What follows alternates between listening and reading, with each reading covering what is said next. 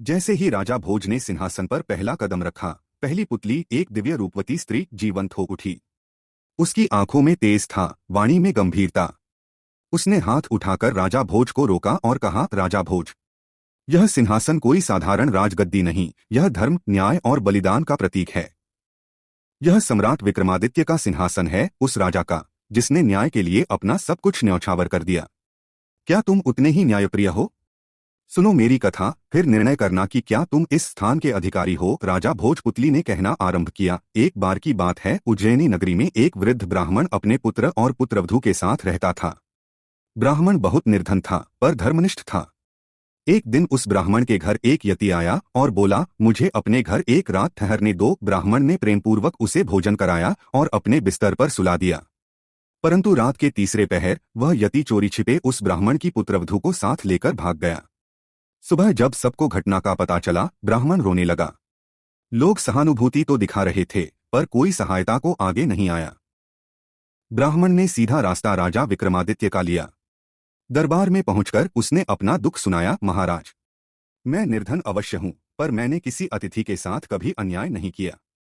मेरे साथ विश्वासघात हुआ है, मेरी बहू लूट ली गई है। राजा विक्रमादित्य ने अपनी तलवार उठाई और बोले, जिस राज्य में स्त्री असुरक्षित हो, उस राज्य के राजा को चैन से नहीं बैठना चाहिए। मैं स्वयं उस यति को खोज कर लाऊंगा। राजा विक्रमादित्य ने अपनी गुप्तचर सेना को भेजा। कुछ ही दिनों में पता चला कि वह यति असल में एक छलिया साधु था, जिसने पहले भी कई घरों को धोखा दिया है। उसे एक दूर जंगल के शिव मंदिर में पकड़ा गया। राजा स्वयं वहां गए, उस यति को पकड़ा और बहू को मुक्त करवाया। पर विक्रमादित्य ने वहीं पर न्याय किया, न तलवार से, न कारावास से, बल्कि सबके सामने। उन्होंने यति से कहा, धर्म का चोला पहनकर यदि कोई अधर्म करे तो वह सबसे बड़ा अपराधी होता है। धर्म के नाम पर पाप करने वाले को राजा स्वयं दंड देगा। राजा ने उसे नंगे पांव नगर में घुमवाया, ताकि सब लोग जाने कि धर्म का अपमान करने वाले को कैसी सजा मिलती है। फिर उसे राज्य से निर्वासित कर दिया।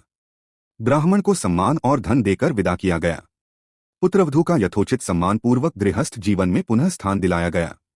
पुतली ने राजा भोज की ओर देखा और कहा, राजा भोज, विक्रमादित्य केवल युद्धों से महान नहीं बने, बल्कि अपने धर्म और न्याय के प्रति अटूट निष्ठा के कारण अमर हो गए। क्या तुम उस स्तर का न्याय कर सकते हो जहां राजा स्वयं पीड़ित की तरह सोच सके? अगर नहीं, तो इस सिंहासन पर बैठने का अधिकारी कोई और होगा। यह कहकर पुतली पुनः मूर्ति बन गई। राजा भोज स्तब्ध रह गए। उन्होंने अपने हृदय में झांका और निर्णय लिया कि वे अगली कथा सुनेंगे, क्योंकि वे स्वयं को परखना चाहते थे।